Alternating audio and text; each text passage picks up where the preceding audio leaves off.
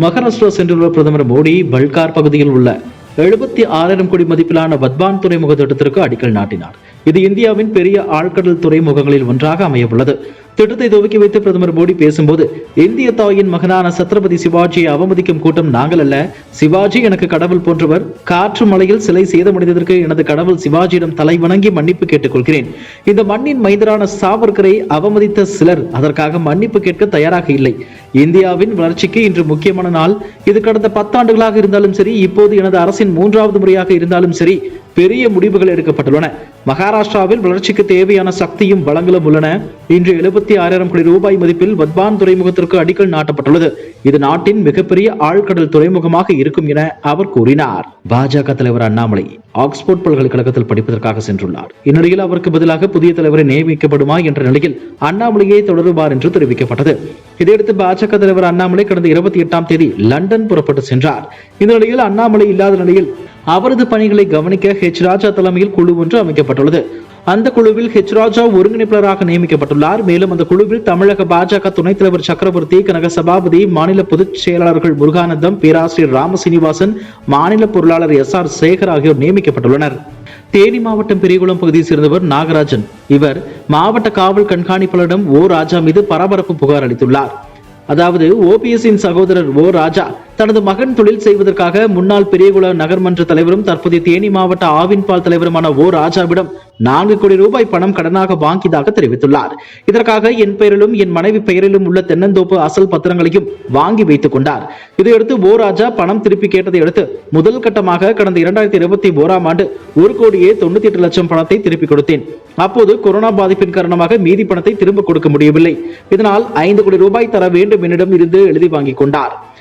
இதையடுத்து அடுத்தடுத்து பல முறை 3 கோடி ரூபாய்க்கு மேல் பணம் கொடுத்துள்ளேன். ராஜாவிடம் நான் வாங்கியது 4 கோடி மட்டும். ஆனால் நான் இதுவரை ராஜாவிற்கு 5 கோடியே 3 லட்சம் வரை கொடுத்து விட்டேன். இந்நிலையில் ராஜா அடியாட்களுடன் எனது வீட்டிற்கு வந்து எனக்கு மேற்கொண்டு 2 கோடியே 25 லட்சம் கொடுக்க வேண்டும் என்றும், கொடுக்காவிட்டால் உன்னையும் உன் மனைவியையும் கொலை செய்து விடுவேன் என்றும் மிரட்டிவிட்டு சென்றார். தொடர்ந்து எனது பத்திரம் எழுதும் அலுவலகத்திற்கு அடியாட்களோடு வந்து ஆபாச வார்த்தைகளால் பேசியும் மிரட்டியும் சென்றுள்ளார். எனவே ராஜாவால் எனது உயிருக்கும் எனது குடும்பத்தினர் உயிருக்கும் எந்த நேரத்திலும் ஆபத்து ஏற்படலாம் என்று எனக்கு மிகவும் பயமாக உள்ளது. அப்படி எனது உயிருக்கும் எனது குடும்பத்தினர் உயிருக்கும் அவரால் அல்லது மற்ற நபர்களாலும் ஏதாவது ஆபத்து நேர்ந்தால் அதற்கு முழு காரணம் ராஜாதான் என தெரிவித்துள்ளார்.